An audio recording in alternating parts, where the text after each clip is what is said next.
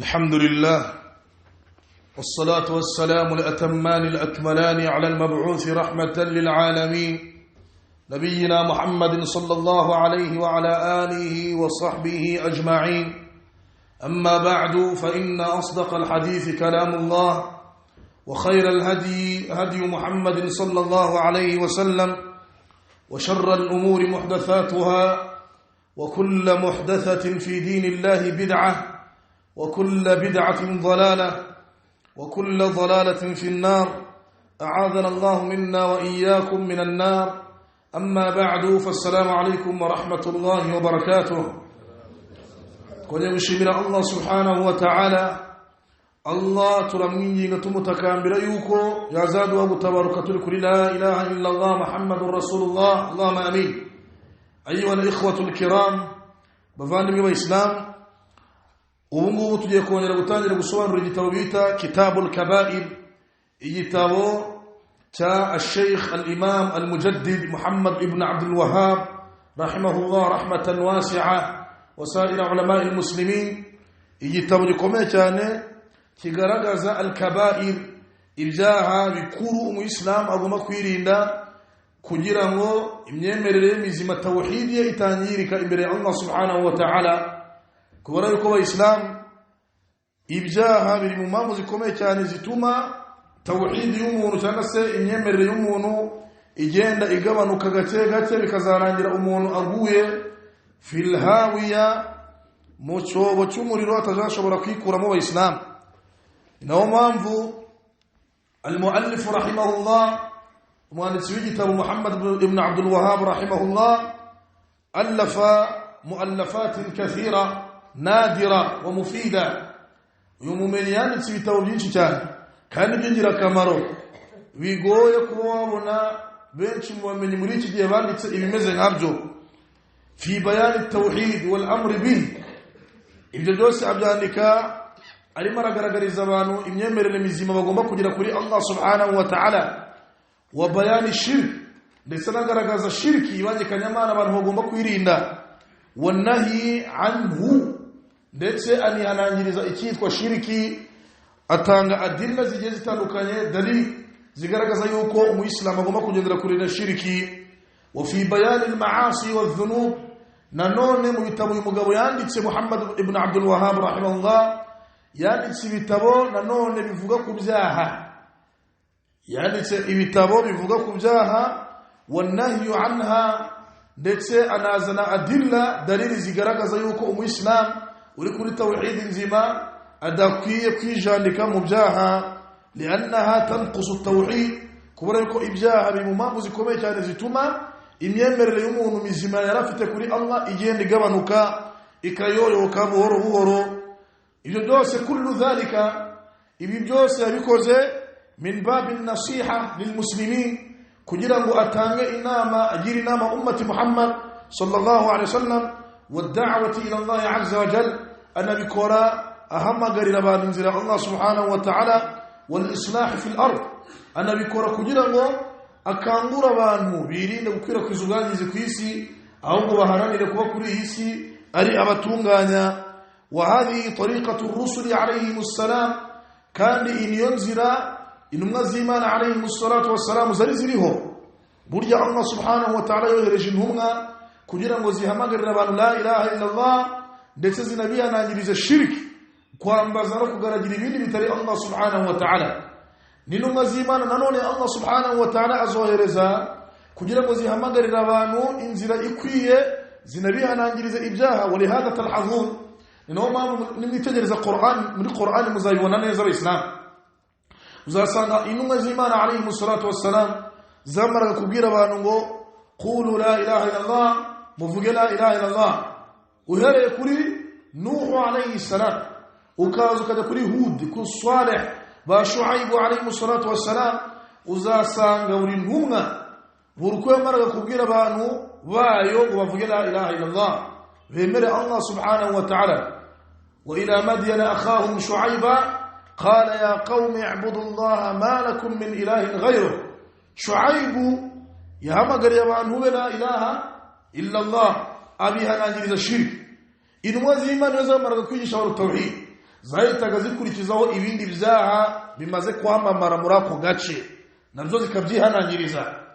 Shuaibu ku gihe cye hari icyaha gikomeye cyane abantu bakoraga cyo kunusura ku minzani no kwiba abantu no kubahangika. Amaze kubahamagarira la ilaha illallah yahise yimukira kuri iki cyaha kugira ngo ndetse kibihanangirize. Arababwira ati awful mikyala wal mizan wala tabkhasu an-nasa ashya'ahum wala ta'thaw fil ardi mufsidin. Shuaibu yarababwira ati awful mikyala wal mizan, mutegetswe kuzajya mwirinda kunusuru abantu ku minzani no ku bipimo mukoresha mupimira abantu byo kurya. Wala tabkhasu an-nasa ashya'ahum, muramenye mukibe abantu ku minzani, muramenye icyo cyaje gikomeye Allah aracyanga. Wala ta'thaw fil ardi mufsidin, kandi murasabwe kwirinda gukwirakwiza ubwangizi ku isi ya Allah subhanahu wa ta'ala. Al-dhunub wal ma'asi, ibyaha abayislam na ma'asi biri mu bintu bikomeza kwangiza isi ya Allah tabaraka wa ta'ala. Wa qad qala Allah jalla wa ala, kandi Allah mu Qur'an yaratubwiye ngo wala tusidu fil ardi ba'da islahiha, ngo muramenye mukangize iyi si nyuma yuko Allah subhanahu wa ta'ala yitunganyije akayidwa yera itunganye kugira ngo tumugaragire turi kuri isi ya Allah tabaraka wa ta'ala. Muramenye mukijandika muri shiriki, uko kwijandika muri shiriki rukwangiza iyi si kandi yari itunganye Islam. Wakadhalika adh-dhunub wal ma'asi, nibyaha nk'ibyo nabyo burya kubikora ku muntu abari kwangiza isi ya Allah subhanahu wa ta'ala. Wakadhalika Lut alayhi salam, inumuyimana Lut alayhi salam nayo yahamagariye abantu la ilaha illa Allah, ibahamagarira kugaragira Allah subhanahu wa ta'ala wa tark ma yu'badu min dunillah, anabahamagarira kureka shirk, ibindi byose bisengwa bikanagaragirwa mu kimbo cya Allah subhanahu wa ta'ala. Arangije babwira ngo iki, atatuna dhukrana, ubukoko neza muhisemo igikorwa cy'ubutinganyi muracyemeye mucyemeranyijeho, abagabo bazajya burira abagabo bagenzi babo babarongore. Ubukoko rwose muhisemo iki cyaha gikomeye cyane cy'ubutinganyi. Ma sabaqakum biha min ahadin min al'alamin, iki cyaha nimwe bantu ba mbere kuri isi ya Allah subhanahu wa ta'ala mugitangije, nta kindi kirema cya Allah kigeze gikora kino kintu. Niyo mpamvu abantu ba Lut alayhi salam yari yaratumyeho bakoraga igikorwa cy'ubutinganyi, nibo bantu ba mbere babitangije muri isi ya Allah subhanahu wa ta'ala. Ma sabaqakum biha min ahadin min al'alamin, nta bandi bantu bigeze bakora kino cyaha uretse abantu ku cya Lut alayhi salam bo bagitangije. Wa ila yawmina hadha nisaha wal iyad billah, benshi mu bantu kigikorwa bamaze kurifata nk'ari igikorwa gisanzwe. Icyo nshaka kwerekana abayisilamu ni uko tariqatu rusuli alayhim salatu wassalam, inzira intumwa z'Imana alayhim salatu wassalam zari ziriho, yari inzira yo guhamagarira abantu tawhid no kubihanangiriza shiriki ndetse no kubihanangiriza ibindi byaha byose uko byakabaye, kubera yuko ibyaha nubwo bitakugeza ku rwego rwo kuvana mu dini ariko bigenda bigabanya tawhid yawe, imyemerere yawe mizima ufite kuri Allah subhanahu wa ta'ala. ولذلك من شأن الإنسان ما دام على قيد الحياة أن يعمل ويتحرك ولا يبقى ساكنا وجامدا لا يتحرك. إنما هو بني الإسلام إكرمنا منوتي فتكجرا إيسيتو يريه كجرا مدكوري إما أركورا بيزا تابكوري بيبي. إنما هو أبامني إنما زيمان عليه الصلاة والسلام وهوزاو كي وسيبيرما نكوبي غارورا إجيبيه متانا كلورا يكو إيسي كلا جنا كورس uyituyeho ari kubarizwa hamwe mu hantu habiri, imma uri guharanira aljanna cyangwa uri guharanira jahannam. Niyo mpamvu Allah tabaraka wa ta'ala muri Qur'an yaravuze ngo liman sha'a minkum an yataqaddama aw yata'akhkhar. Na'am, Allah yaravuze muri Qur'an ngo umuntu kuri isi ari kubarizwa hamwe mu hantu habiri, imma tataqaddam, imma ibyo ukora biri kukwegereza aljanna, wa imma tata'akhkhar, cyangwa se ibyo gukora biri kugusubiza inyuma bikakwerekeza muri jahannama wal iyad billah. Nta gatatu habaho kuri isi, imma aljanna ni guharanira cyangwa jahannama ni guharanira. Ino mpamvu ngo z'Imana alayhi salatu wassalam nabamenyi ila yawmina hadha kugeza n'isaha bahora bagarura ikiremwa muntu, kuko mwene adamu uko byagenda kose abari gukinira hamwe mu hantu habiri. Inaho mpamvu Allah subhanahu wa ta'ala yashizeho ubuturo bubiri, imma aljanna wa imma jahannam. Ubwo mwene adamu akeneye kugarurwa igihe cyose akibutswa Allah tabaraka wa ta'ala. Fa imma an yakuna amaluhu fil khair aw fi shar, mwene adamu byakora ibikorwa byose ukora imma ni byiza agari kwishima cyangwa se ni bibi. ولهذا بعث الله الرسل لدعوة الناس للخير وتحذيرهم من الشر. إنه ما أبو الله يرجع إنه زيمان عليه الصلاة والسلام كجرب زيامنغر ربانو يبيكربا بيجرز الجنة ndetse nabiyanangiriza ibikorwa bibegereza jahannam. والله جعل دارين للجزاء. إنه ما أبو الله سبحانه وتعالى nanone yaremye ubuturo bubiri kugira ngo buzabe igihembo ku biremwa bye. Yani uwakoze neza Allah azamuhemba aljanna, nuwakoze nabi Allah azamuhemba jahannam. Allah yaremye aljanna wa hiya darul muttaqin al'amilin bit-ta'at. Allah yaremye ijuru arigira ibyaba bandi baca bugufi ku mategeko ye bakanaca bugufi ku byo intumwa z'Imana zabahamagariye. wan-nar Allah ranjarema n'umuriro wa hiya darul kafirin al'amilin bil-ma'asi was-sayyi'at. Allah subhanahu wa ta'ala umuriro yawugeneye inkozi z'ibibi n'abandi kanyamana babandi bigometse ku murongo intumwa z'Imana alayhi musallatu wassalam zabahamagariye. wafarraqa bainahum. Allah anarangije agaragaza yuko abantu beza n'ababi batangana imbere ye no mu kubahemba ntago zabanganisha. faqala Allah ta'ala, Allah muri Qur'an yaravuze ngo am hasiba alladhina jtarahu as-sayyi'ati أن نجعلهم كالذين آمنوا وعملوا الصالحات سواء محياهم ومماتهم ساء ما يحكمون. الله رمز من القرآن يقول أم حسب الذين اجترحوا السيئات السبت كيوكو بابان دي بموزيزي بيبي بابان دي بمزكوا إما تزيب جاها السبب يوكو أن نجعلهم يوكو تزابا غنيشة كبجرا كالذين آمنوا وعملوا الصالحات. Bacheke ko tuzabanganisha na babandi bemeye Allah bakanakora byiza. Iki ni kibazo Islam. Iyo uri mu byaha ukosereza Allah, ese wibwira yuko Allah subhanahu wa ta'ala azakunganisha na Abu Bakar na Umar bamaze imyaka yabo yose nyuma yuko bemeye Allah subhanahu wa ta'ala imyaka yose bamaze kuri kwisi bayimaze fi ta'a mukubaha Allah subhanahu wa ta'ala. Abu Bakar najya gusaba ijuru nawe uzahagarara.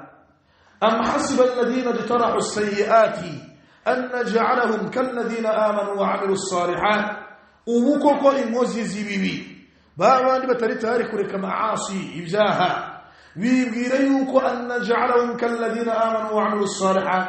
يوكو تقوان نيشا نبابان بميقومني وكريك إبزاها وكيوك إنزل الله سبحانه وتعالى سواء محياهم أو مماتهم.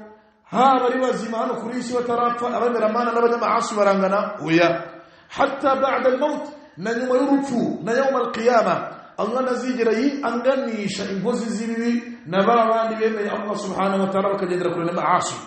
الله رجل ومساء ما يحكمون وكوكوا مروكي بيسأمون رمته أهورا يجان لك مبزاها مرزينا مكومين زوغا مكوشير مسيمي مكوبيتي غنبيندي يا نبيزا كيكو مانغا كوغاتوزا ngo Allah nanye zamijuru nkuko zari hande Abu Bakar Siddiq radiyallahu anhu. Allah navuze ngo saa ma yahkumun rwose muciye urubanza nabi ntabwo Allah ibyo ngibyo yabyemera. Wa qala Allah jalla wa ala no mu yindi aya Allah subhanahu wa ta'ala yaravuze ngo am naj'alu alladhina amanu wa 'amilus salihat kal mufsidina fil ard. ngubukoko abemera mana babandi bemeye Allah subhanahu wa ta'ala bakagendera kure na shirki bakareka maasi bya Allah bamujije bakabireka. ubu koko twabagira kimwe kal mufsidina fil ard nababandi bamaze kwangiza iyi si bayikoraho ibyabiye bitandukanye. ubu koko twabanganisha an naj'al al muttaqina kal fujjar. bugose abagandukira mana batinya imana ubu twabanganisha n'inkozi z'ibibi gose. Allah aravuze ati ntabwo gashoboka. biri kwerekana izi aya abayisilamu ziri kwerekana yuko ntabwo bishoboka yuko Allah subhanahu wa ta'ala inkozi z'ibibi yazinganisha n'abirinze ibyaha bakanatinya Allah tabaraka wa ta'ala. وقال الله تبارك وتعالى أيضا نانوني الله بالقرآن يرمزنه أم نجعل المسلمين كالمجرمين ما لكم كيف تحكمون ngubuko abemera mana abayislam babandi bamaze guhitamo guca bugufi kuri Allah subhanahu wa ta'ala. Ubuko twabagira nk'abandi b'inkozi z'ibibi bahisemo guhakana Allah no kumwigomekaho no kumukosereza. Am naj'alul muslimina kal mujrimin, ubu inkozi z'ibibi twazinganisha n'abantu nk'abo ngabo bose. Ibyo ntabwo byashoboka. Nuwabyibeshaho azamenye ko azaba urubanza aruciye nabi, ntabwo bizashoboka. Fa'ala kulli hal ayyuha al-ikhwa bavandimwe b'Islam, ibyaha umuyislam agomba kubigendera kure, kubera yuko ibyaha n'ahandi biganisha nyirabyo uretse mu fi dhalal, mu buyobe wal halak no mu kurama wal iyad billah. المصنف رحمه الله تعالى umwanditsi w'igitabo Allah subhanahu wa ta'ala amugirira impuhwe yatangije igitabo cye umuryango arangije awita ngo yaratangiye ngo bismillahir rahmanir rahim, ku izina rya Allah subhanahu wa ta'ala. yari ntangiye iki gitabo niyambaje Allah tabaraka wa ta'ala ar-rahman we nyirimpuhwe, ar-rahim nanone akaba nyirimpuhwe zihariye kubemera Imana. Tabana ya ikhwan, narababwiye ngo ar-rahman na ar-rahim ni amazina ya Allah subhanahu wa ta'ala yombi, ariko atandukaniye he Islam. Ar-rahman na ar-rahim byombi bisobanura impuhwe, yani Allah niwe nyirimpuhwe, ariko hano bitandukaniye nuko ar-rahman iri zina iyo rikoresheje bisobanuye ngo ni rahmatan ammatan li jami'il makhluqat. Yani yuvuze ngo ni Allah ngo ni ar-rahman bisobanuye ngo niwe nyirimpuhwe zagutse kuri buri kiremwa cyose Allah subhanahu wa ta'ala yaremye. Allah burya ni nyirimpuhwe ku biremwa byose yaremye.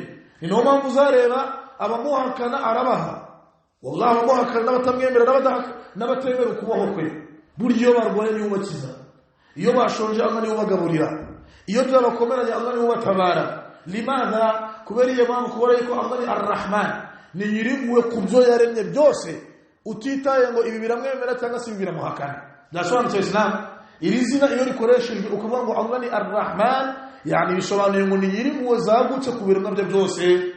Naho iyo uvuze ngo ar-rahim ntabwo bisobanura ngo ni nyiribambe nk'uko benshi babivuga, oya, ahubwo bisobanuye ar-rahim ni rahmatan khassa bil mu'minin, yani Allah ni nyirimpuhwe zihariye kubemera Imana gusa. Ntabwo bisho Islam. Iyo uvuze ngo bismillahir rahmanir rahim bisobanuye ku izina rya Allah tabaraka wa ta'ala, we nyirimpuhwe zagutse ku biremwa bye byose, akaba na nyirimpuhwe zihariye kubemera Imana, no kumuko basobanura muri tafsir. Ndasobanutse Islam. Iyi ni sunna y'abamenyi mu gutangiza ibitabo byabo Islam. Abamenyi iyi sunna bayikomeyeho ila yawmina hadha na nisa. Uretse no kuvuga ngo abamenyi iyi sunna baratayikomeyeho mu gutangiza ibitabo byabo babanza izina rya Allah tabaraka wa ta'ala no kwiyambaza Allah, hatta n'intumwa z'Imana alayhi wassalatu wassalam, n'intumwa z'Imana burya inyandiko zandikaga zatangiraga zivuga ngo bismillahir rahmanir ar-rahim. Ibi na Rasul yarabikoraga sallallahu alayhi wasallam mu kwandika inzandiko ila ar-rusul wal muluk, afwan ila al-muluk wa ru'asa. Rasul yandika inzandiko azohereje abami n'ibikomerezwa n'abategetsi. Rasul burya yabanzaga izo nzandiko akandikaho bismillahir rahmanir ar-rahim, bismillahir rahmanir ar-rahim. Hatta no muri sulhul hudaybiyah muri amasezerano Rasul agiranye n'abakuraishi nabwo yanditse yabanje guti bismillahir rahmanir ar-rahim. Nubwo saba abakuraishi babyanze bahakana nde Allah tabaraka wa ta'ala, wa hum yakfuruna birrahman. Uretse ko abakuraishi bizina ar-rahman bararyanze, twabishobora muri kitabu tawhid. Ariko Rasul sallallahu alaihi wasallam muri sunna ze nuko inyandiko zose yabanzaga bismillahir rahmanir rahim, haba inzandiko yohereje al-muluk abami abamagarira kwemera la ilaha illallah, ndetse n'ibikomerezwa byari abategetsi ahantu hagiye hatandukanye. Iyi ni na sunna yaranzwe n'Imana Sulaiman alayhi salam. Sulaiman murabizi ubwo hudhud yani ni bita hudhud yaje kumubwira ngo rwose hari ahantu mvuye nasanze hari abantu bari gusenga izuba min dunillah mu kimbo cya Allah tabarak wa ta'ala wazayyana lahum ash-shaytanu a'malahum fasaddahum an sabilihi wa hum la yahtadun bunasanze shaytan yaramaze kubatakira ibyo bakora ibereka kandi ibyo byibanze kandi nabyo nyabyo bakwiye gukomeraho bihe gusenga izuba uwe n'umwamikazi wabo muri Saba ahantu bita Saba atuye ni muri Yemen hari umugore bari baragize umwami barangije bamugira umwamikazi wabo bahitamo we n'abayoboye gusenga iki izuba mu kimbo cya Allah subhanahu wa ta'ala. Sulaiman alayhi salam amaze kumenya makuru ko hari ahantu kuri isi hari gusengwa ikindi kitari Allah yahise yandika urwandiko aruha inyoni bita hudhud arangije aravuga ati idhhab bi kitabi hadha fa'alqi ilayhim twara urwandiko rubajyanire wiya mwamikazi usenga izuba we n'abayobora bajyanire urwandiko nurangiza ubabwira uti ubundi weho utegereze wumve icyo ikirakurikira. Aba uramwamikazi urwandiko rumugezeho Sulaiman amusaba kureka gusenga izuba basenge Allah wenyine. Uramwamikazi nawe yakusanyije ingabo ze arangije aravuga ati yemwe bantu banjye inni ulqiya ilayya kitabun hari igitabo hari urwandiko rungezeho muri aka kanya ruturutse ku ntumwa y'Imana Sulaiman kandi yanditse ngo wa innahu من سليمان وإنه بسم الله الرحمن الرحيم ألا تعلوا علي وأتوني مسلمين. سليمان يقول أرغوانك تاجر أرغوانك يباني جونغو إنه من سليمان from سليمان أرغوانك رتوتك كنما إيمان سليمان وإنه بسم الله الرحمن الرحيم أتاني ذلك بسم الله الرحمن الرحيم arangije itamani kirango alla ta'lu alayya wa mugore we namuyobora musabwe kutishira hejuru kuri ngiye kubabwira alla ta'lu alayya wa atuni muslimin shaka kubabona mu minota mike cyane mwese n'abayisilamu kandi ibi bivuze nkomeje wa yani alla ta'lu alayya nimukora ikosa ryo gushaka kwanga ibyo basabye muri urwandiko wa atuni muslimin wa mugore we urasabwa kureka gusenga izuba wowe n'abuyobora nkeneye kubabona mwese uwo mugaragira ari umwe ari we nde Allah subhanahu wa ta'ala. Finish abarangije nababwira ntabwo ari byiza kwandika message ndende no kuri WhatsApp muzabibona iyo umuntu anditse ibintu birebire ntabwo bisoma. Sulaiman amagambo abiri gusa yatangije bismillahir rahmanir rahim nyuma yuko aramaze kuvuga ngo innahu bi Sulaiman ibi mbandikiye from Sulaiman ningiye Sulaiman byanditse bismillahir rahmanir rahim yari sunna y'intumwa z'Imana alayhi salam inzandiko zabo kubanza iki bismillahir rahmanir rahim ariko tushakwerekana gitumye nzana ibingibi arangije abwira uriya mugore aramubwira ati alla ta'lu alayya wa mugore we wowe n'abuyobora ndamurasabwa kutanyishyira hejuru kubyo ngiye kubabwira wa atuni muslimin nkeneye kubabona mwese nk'abayisilamu. Batangira bari zirangabo zura mugore ziravuga ati nahnu ulu quwwa turabanyembaraga reka Sulaiman ntabwo atuyobora guhita reka tujye kurwana nawe. Uriya mugore aramubwira ati innal muluka idha dakhalu qaryatan afsaduha abami nk'abariya ba Sulaiman ndabazi mureke jazba Sulaiman kumwigomeka aho kuva gushaka kurwana nawe ntabwo uramushobora. idha dakhalu qaryatan abami nk'abariya ba Sulaiman aramutse nifatira urugendo wakizira umujyi wose ahita wurimbura ja'alu innal muluka idha dakhalu qaryatan afsaduha wa ja'alu a'izzata ahliha adilla wa kadhalika yaf'alun. ngo Sulaimani nimushaka kuzana amahane kujavuza akizira hano hose arahita hihindura umuyonga icyubahiro dufite hano arahita gihindura igisuzuguriro nataka dusuzugurika mwaretse tukagenza make tukareba ko twarangiza na Sulaiman ariko ibyo kurwana nawe ntabwo ibyo byo mubishyize ku ruhande. Bategura kontineri ya zahabu ngo bayimujyanire nko kumuryosa ryosa kugira bababare. Sulaiman yayimujeje imbere bamwiki fama atani Allahu khayrun mimma atakum.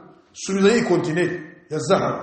Ibyo Allah yamaye nibyo byinshi kandi byiza kurenza kanwa continent kazaho banyohereje. Kuko Sulaiman murabizi Allah yamaye kuvugana n'inyamaswa zose, inshishi, inzoka, umuyaga byose yarabivugishaga n'amajini abitegeka. No mpamvu kuri isi nta muntu uzagira ubwami burenze ubwa Sulaiman. Sulaiman yasabye duwo bwira Allah ati rabbi habli mulkan la yanbaghi li ahadin min ba'di, mana mbugami utazigera uha undi nyuma yanjye. Kandi Allah yakiye iyi duwa. No mpamvu Rasul sallallahu alaihi wasallam yaravuze ngo nta numwe n'imwe ya Allah subhanahu wa ta'ala uretse ko buri numwe Allah yihaye iduwa igomba gusaba Allah kahita yemera direct. Rasul yaravuze ngo intumwa zose amaduwa yo fursa yo occasion barayikoresheje. Buri numwe asabye iduwa ishaka Allah ahita ayakira. Ngo iyanye ngiye Muhammad sallallahu alaihi wasallam nayibikiye ummati Muhammad sallallahu alaihi wasallam ryari يوم القيامه. ربكم رسول الله دكنا غويسنا. Sulaiman wa iduwa yasabye niyihe azanga muhugami atazigera ahamundi nyuma ifala kulli hal. Iyi ni sunna yo gutangiza ibitabo ijambo uvuga mu bismillahir rahmanir rahim wa bihi nasta'in. Yatanya mu kitabul kaba'ir gitabo cy'ibyaha bikuru, yani ibyaha bikuru imambu yabyanditse Islam nukugira ngo akwihanangirize ko ibyaha bikuru tunqisul iman, bigabanya imani y'umuntu na tawhid y'umuntu kayoyoka gake gake. Yatangiye igitabo cy'ingo wa qawlullahi ta'ala, Allah muri Qur'an ngo yaravuze ngo in tajtanibu kaba'ira ma tunhauna anhu nukaffir ankum sayyi'atikum. Ini ayat Islam. Allah ti in tajtanibu kaba'ira ma tunhauna anhu, mudimwirinda mukagendera kure byabyaha bikuru mwabujijwe, nukaffir ankum sayyi'atikum, ngo turi tayari ngo natwe kubabarira ibyaha byanyu bitoya. Ini aya ubwayo fiha dalilun, muri aya harimo dalili igaragaza yuko anna dhunuba tanqasimu ila qismayn. Iyi aya ikorekana yuko ibyaha bigabanijemo ibice bibiri. Hari al-kaba'ir ibyaha bikuru was-saghair n'ibyaha bitoya. Kuko Allah avuze muri aya ngo in tajtanibu kaba'ira ma tunhauna anhu, ngo nimwirinda mukagendera kure byaha bikuru mwabujijwe, nukaffir ankum sayyi'atikum, ngo tuzababarira na'am ibyaha, yani tuzabahanaguraho byaha bindi mukora ariko bitagize ku byaha bikuru bihe as-saghair ibyaha bitoya. Dashatse Islam, yani mu mpamvu zituma Allah kubabarira ibyaha bitoya mu byaha no kwirinda ibyaha bikuru. Iyo wirinze zina, ukirinda ishari, ukirinda kiburi, ukirinda kunywa inzoga, ukirinda gukina urusimbi, ibyo kubyirinda biri mu mpamvu zikomeye zituma Allah na byaha bitoya uwaguyemo bito bitageze ku byaha bikuru Allah abihanaguza kwirinda kwawe ibyaha bikuru. Byasobanutse, yani ibyaha bitoya, yani Allah subhanahu wa ta'ala abihanaguza kwirinda kwawe kugwa mu byaha bikuru. Allah anjira bamwe wanudkhirukum mudkhalan karima, ngo kandi nimwirinde ibyaha bikuru ngo mu bindi bintu tuzabahemba, ngo tuzabinjira mu bwinjiro bwiza aribwo aljanna, ngo kandi mwubahitse. Kandi mugize gute? mwubahitse mufashwe neza. Iri dalili musubiza abakhawariji babona yuko kugwa mu byaha bivana umuntu mu dini. Kuko Allah avuze ngo iki? Kwirinda ibyaha biri mu mpamvu zizatuma Allah subhanahu wa ta'ala nanone kwinjiza mu bwami bwe bwa aljanna. Wa qawlullahi ta'ala, umwanditsi w'ibitabo yatanze dalili ngo nanone Allah subhanahu wa ta'ala muri Qur'an yaravuze ngo الذين يجتنبون كبائر الإثم والفواحش إلا اللمم, مباباندي ويريندا بكنا يندر كور إبزاها بكرو كبائر الإثم والفواحش, لسنا نبزاها بكرو كوزا صلي بكرو إلا اللمم, مجرد ستقوها دطويا غابوا الله نبو أزام قرر الجنة.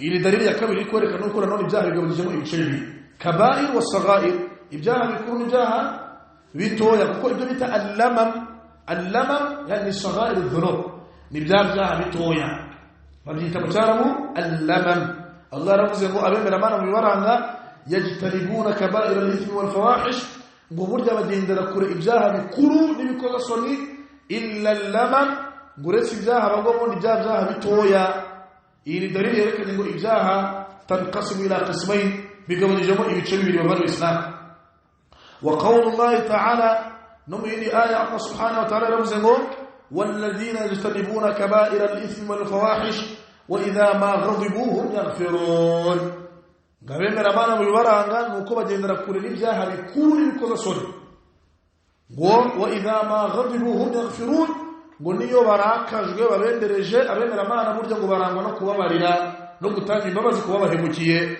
izi ni dalili ziri kwerekana ayi wal ikhwa yuko ibyaha bigabanije mu bice bibiri hari al-kaba'ir ibyaha bikuru was-saghair ibyaha bitoya twebwe muri iki gitabo tugiye kuzareba iki al-kaba'ir ibyaha bikuru bi'idhillahi tabaraka wa ta'ala وكذلك أيضا ختاما مغصوصا مبينه بتكمل بتما الله سبحانه وتعالى أقوى برلا إبزاها بزاوي بتويا تقول مري آية إتامبره هم اجتناب الكبائر كجن درا كله إبزاها بكرو يعني كل إبزاها بكرو بيجوه شمايل ويقوى برلا نبزاها بتويا ترى مري آية الفائدة الثانية فإذا كبرت كموت مريزي آية نوكو مبيننا نون bituma umuntu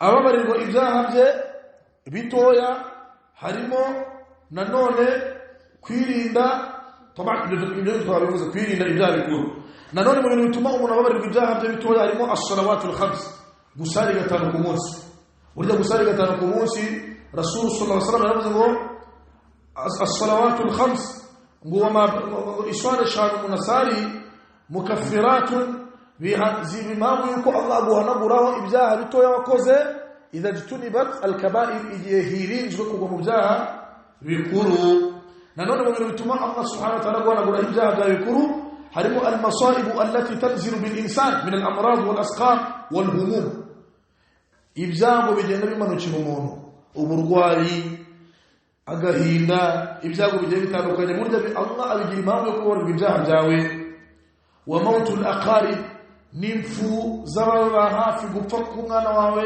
gupfa k'umugore wawe ibi byose Allah iyo abikugerageresheje ukihangana Allah abigira impamvu yo kubabarirwa ibyaha byawe ariko as-saghair ibyaha bitoya umuyisilamu ubwo rero arasabwa kwitwararika kuri ibi tuvuze wallahu ta'ala a'la wa a'lam wa sallallahu ala nabiyyina Muhammadin wa ala alihi wa sahbihi wa sallam wassalamu alaykum wa rahmatullahi wa barakatuh.